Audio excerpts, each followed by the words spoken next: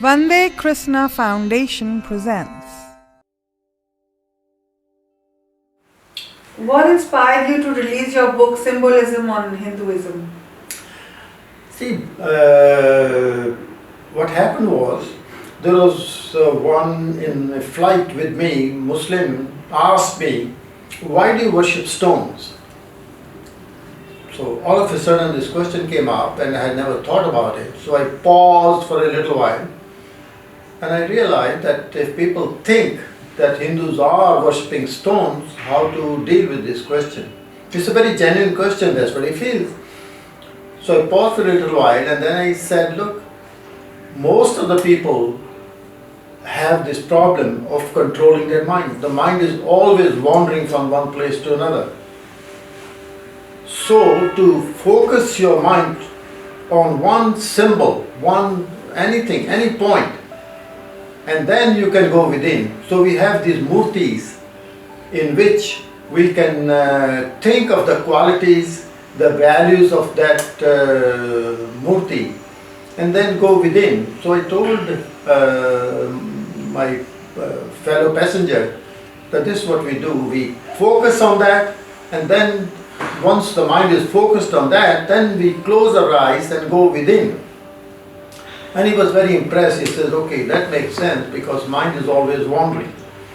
Then of course I asked him that when you do namaz, why you face Makkah? And of course he said, I don't know, but we are told to face Makkah. So I told him, okay, look, if you focus on that stone or Kaaba, whatever, then you will be able to control your mind as well. And he was saying, oh my God, nobody ever told us that we can focus on that, then of course, our mind will be controlled.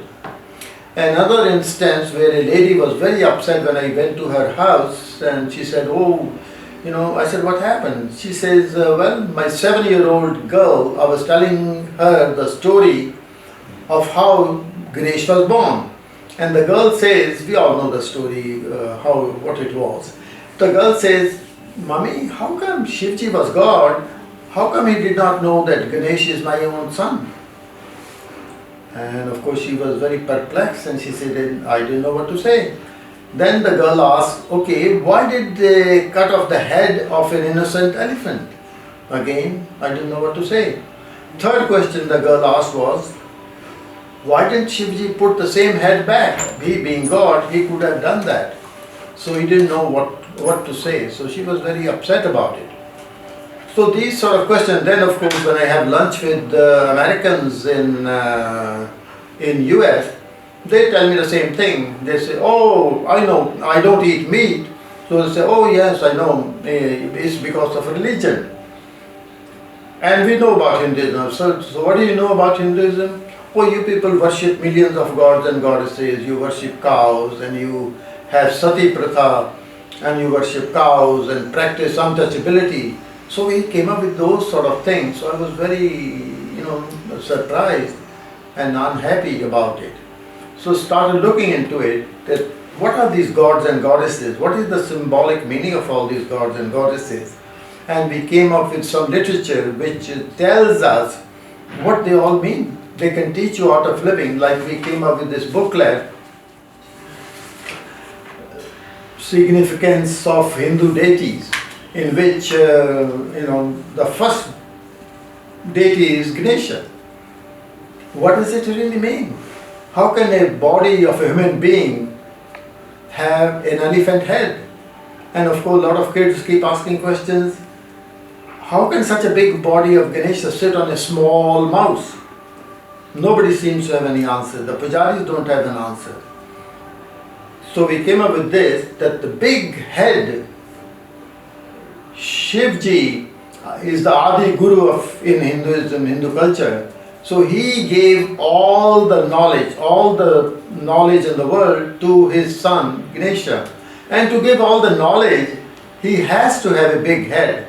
So they thought of symbolically, get the biggest head in the world. And what is the biggest head? The elephant head.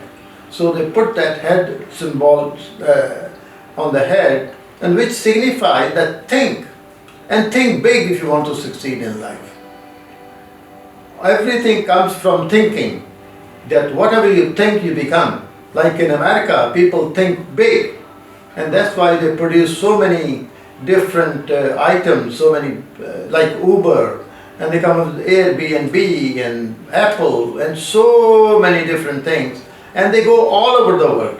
So this is where thinking is all what helps. And then this has big ears. What does that mean? It means that listen, and listen very, very carefully. And everything here has a meaning. Listening very carefully and then digesting. Big stomach. Digest before you start replying. Try to understand what the question is. And then elephant has a thick skin. Thick skin means what? That if you prick an elephant, it doesn't hurt him. And if you put, touch him with a flower, it doesn't help him also. So like, we should not get upset if somebody scolds us, and we should not get flattered if somebody, flatters us or says good things about us. And the mouth is closed, if you see in this picture. Now what does that mean? Speak less. Try to listen more. Be a student if you want to learn and you want to succeed in life. And that's what we do in business. Whenever we want to do a project, what happens? We go to experts and seek their advice. So when they tell us, we listen. And then we do what... so all this, and then the mouse. What is this mouse all about? Mouse is always, wandering here and there. And here, it shows that Ganesha sits on it, means that mind is totally under control. Mouse will go, or the vehicle will go wherever Ganesha wants. In our case, what happens is, we go along with whatever the mind says. Our feelings, our emotions, they carry us to wrong places. So this is what this prompted us. So then we looked into other gods, like Shivji has got snake there and has got a bull there. Right. And then we have got Durga. Now, why is she sitting on a lion? And why she has got so many weapons in her hand? Again, that lion or the cheetah is symbolic of the mind, which is so powerful, and it can go in a big speed from here to there. Like our mind can go from here to America, it can go to the moon. So to control that, she is sitting on it. That he will only go wherever and whenever she wants to go, wherever she wants to go. And all these weapons really means, the story of course is that she killed so many Rakshasas. But the Rakshasas are not anywhere else, they are within us. Because I keep saying that for a god or a goddess to kill somebody or Rakshas or anybody, all they have to do is just stop her breathing for 2 minutes, and that's the end of it, of a person. But this is symbolic of all these negativities within us, like Kam, Krodh, Lobh, Moh, Ahankar, Isha, Dvesh, anger, jealousy. So those sort of negativities, to take care of those, these weapons are symbolically used. So once these are used, so then we become pure. All the good qualities are there. And if they are taken care of, then Lakshmi will come automatically to us. Now we do not worship Lakshmi every day. We only worship Durga. Idea being that take care of the negativities. So then the Lakshmi will come automatically. Now I understand that we only worship Lakshmi once a year, near Diwali day. So this is where the usefulness of Durga and Lakshmi comes in. Now you can see Lakshmi is standing. Why is she standing? Not sitting like Durga or Saraswati. She's standing because if you get success in any walk of life, whether it's beauty or a post or money or anything, so we become egoistic.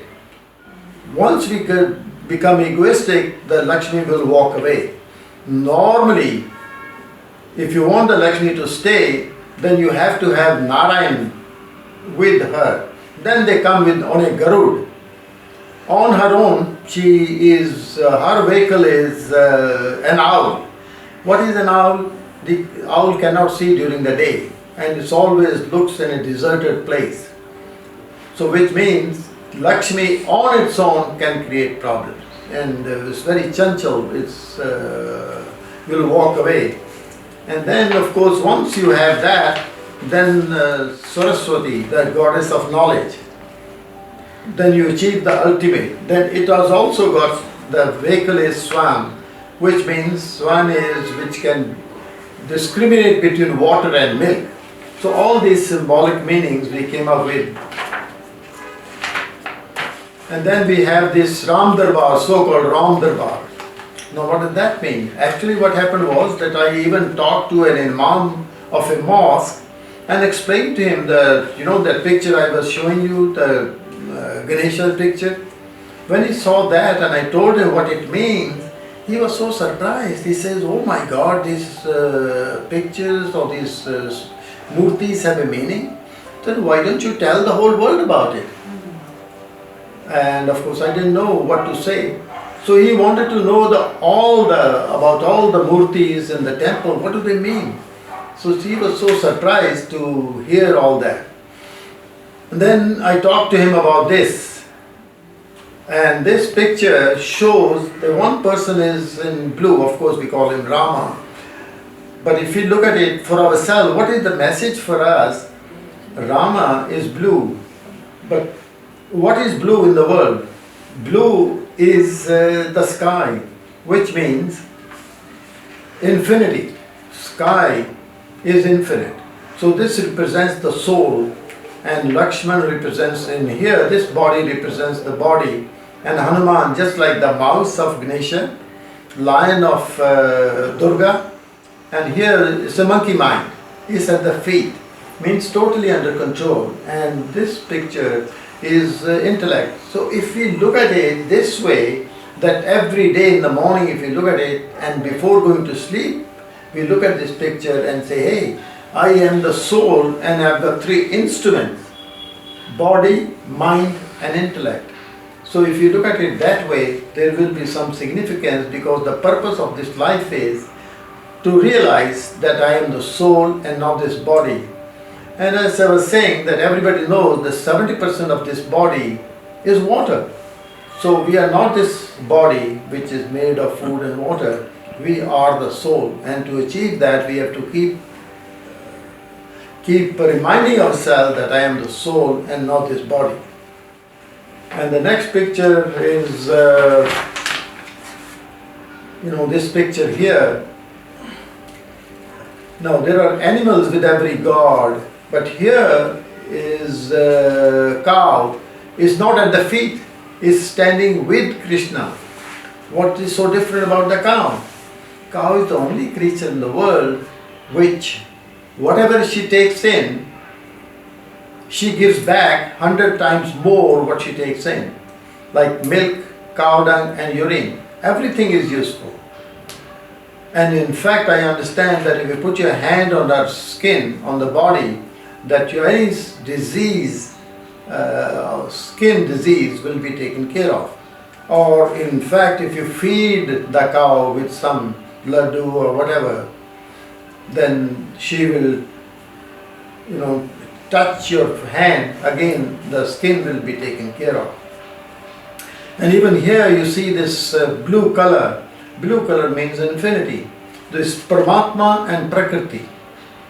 This picture can tell you this whole universe is made up of Paramatma and Prakriti, or you can say consciousness and nature.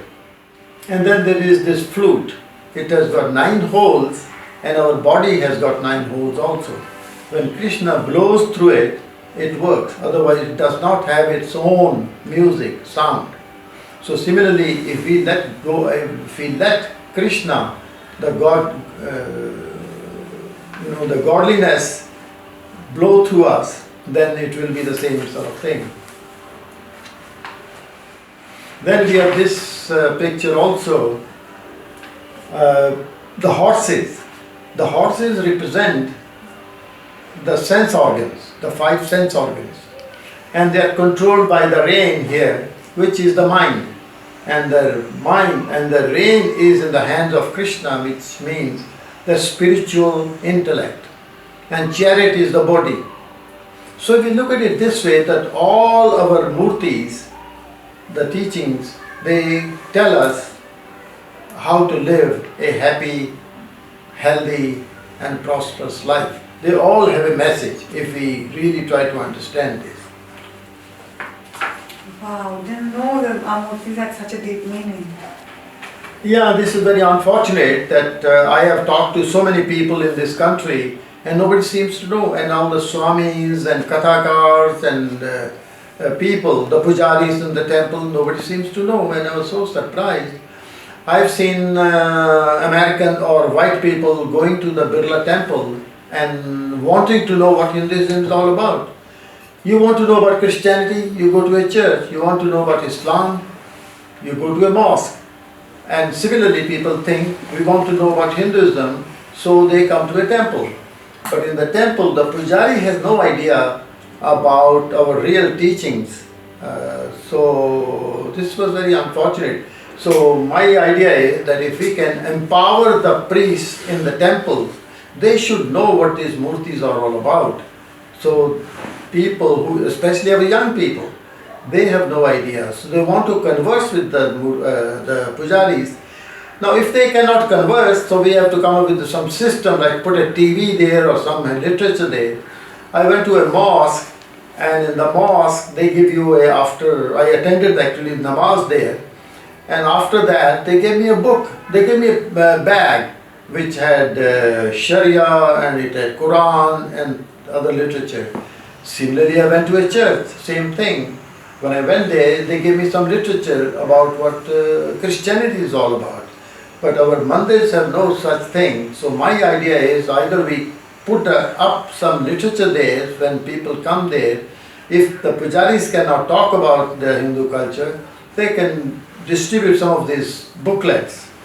Or put a TV set there so that you can press the button and you can know about all the gods and goddesses. This is very, very important because we live now in a global village in which we are going to interact with people of different faiths.